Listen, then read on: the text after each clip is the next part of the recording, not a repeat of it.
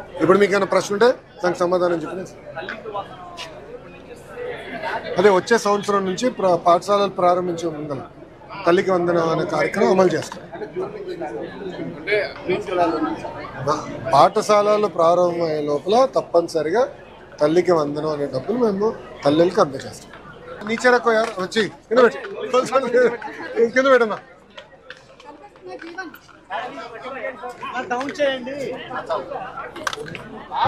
అందరు వచ్చారా? ఇది సాక్షి ఏడి రాలేదా? విట్నెస్ రాలే. మంచి పనులు కంపడం విట్నెస్ రాలే. కింద పెట్టండి అన్న. నేను కంపడదు ఎవరికి.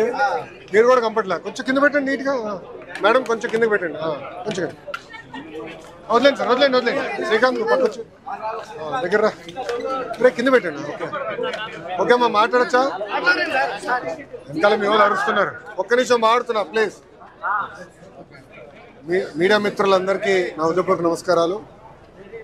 యువగలం పాదయాత్రలో ఇంటర్ విద్యార్థుల్ని ఆనాడు నేను కలుస్తాం జరిగింది. కలిసినప్పుడు వాళ్ళు పదే మా తల్లిదండ్రులు మమ్మల్ని ప్రైవేట్ కాలేజీలకి పంపించలేకపోతున్నారు, అందుకే ప్రభుత్వ జూనియర్ కళాశాలలో మేము చేరుతున్నాము, మాకు కూడా ప్రైవేట్ రంగానికి ధీటుగా మాకు కరికులం కానివ్వండి, టెస్టులు కానివ్వండి అన్నీ మెరుగుపరచండి అని ఆనాడు నేను కోరటం జరిగింది. దాంట్లో భాగంగా మన ప్రభుత్వం ఏర్పడిన వెంటనే జూనియర్ కళాశాలలో ఉచితంగా టెక్స్ట్ బుక్స్ మనం అందజేస్తాం జరిగింది. ఇప్పుడు ప్రధానంగా మధ్యాహ్న భోజనం కూడా మన పిల్లలకి మన ప్రభుత్వం అందజేస్తాం జరుగుతుంది. నాలెడ్జ్ ఎకానమీలో హెచ్ఆర్డి మినిస్ట్రీ అనేది చాలా కీలకమైన పాత్ర వహిస్తుంది. ఆ అవకాశం నాకు గౌరవ ముఖ్యమంత్రి చంద్రబాబు నాయుడు గారు మంత్రిగా నాకు ఇచ్చారు. ఒక బాధ్యతగా మేము వ్యవహరిస్తున్నాం.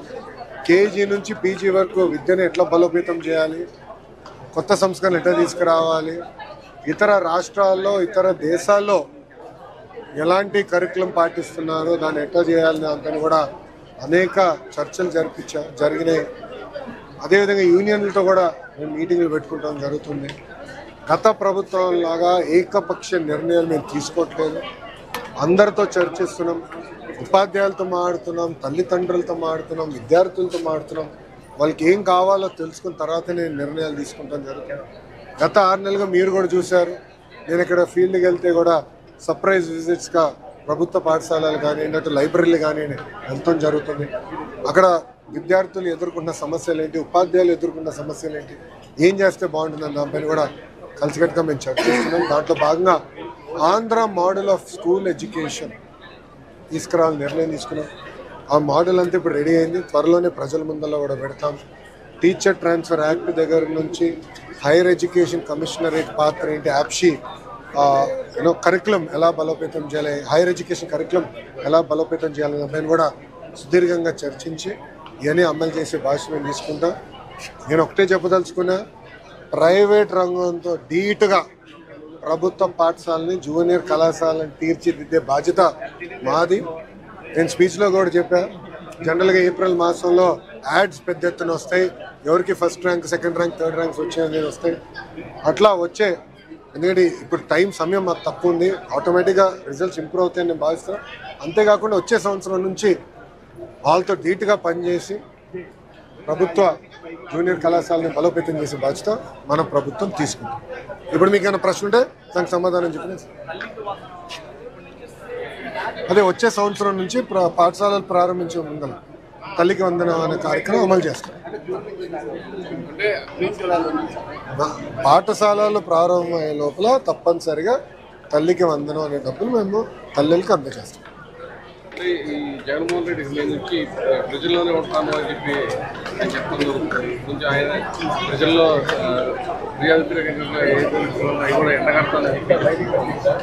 ఇప్పుడు గత ప్రభుత్వంలోగా ప్రజల వ్యతిరేక ప్రభుత్వం అది కాదు. ప్రజలతో ఎప్పుడు ఉంటున్నాం, ప్రజల సమస్యలు తెలుసుకుంటున్నాం, ప్రజల సమస్యలు మేము పరిష్కరిస్తున్నాం.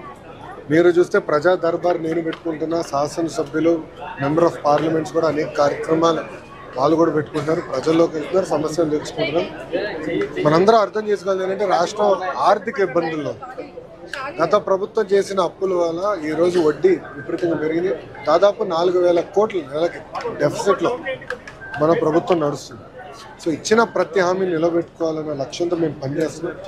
మీరు చూస్తే భారతదేశంలో ఎక్కడ లేని విధంగా పెన్షన్ 4,000 రూపాయలు అందజేస్తున్నాం. వికలాంగులకు 6,000 రూపాయలు అందజేస్తున్నాం. భారతదేశంలో ఏ రాష్ట్రం చేయట్లేదు. అన్న క్యాంటీన్ మూసేసిన అన్న క్యాంటీన్ తెరిచి మళ్ళీ మేము ప్రారంభించాం. ఉచిత గ్యాస్ పథకం కూడా 3 గ్యాస్ సిలిండర్లు ఏదైతే హామీ ఇచ్చాం అది కూడా అమలు చేస్తాం. అట్లా ఇచ్చిన ప్రతి హామీ ఒక పద్ధతి ప్రకారం నెరవేర్చుకుంటాం. ఇప్పుడు గౌరవ పులివెందుల ఎమ్మెల్యే గారు ఇప్పుడు ప్రజల్లోకి వస్తూ అప్పుడేం లేదు, రావచ్చు అంటే 5 సంవత్సరాలు ఎవరు కంపట్ లేదు, ఇప్పుడు వచ్చి తిరుగుతారు. అంటే ఇప్పుడు ఇప్పటివరకు 2 ఏళ్ళు గడిచిన సంక్షేమ పథకాలు ఏదైతే మీరు అవి కూడా నెరవేర్చలేదని పదే చెప్తారు. ఆల్రెడీ అయిపోయి 3 చేసాం, మిగతా కూడా చేస్తున్నాం. నాకు ఎలాంటి సందేహం లేదు. ఇవ్వని హామీలు కూడా నిలబెట్టుకుంటున్నాం కదా. మధ్యాహ్నం భోజనం ఇస్తామని మేము చెప్పలేదు, ఆయన నిలబెట్టుకుంటున్నాం కదా. ఇవ్వని హామీలు కూడా ఒక పద్ధతి ప్రకారం చేసుకుంటూ వెళ్తున్నాం.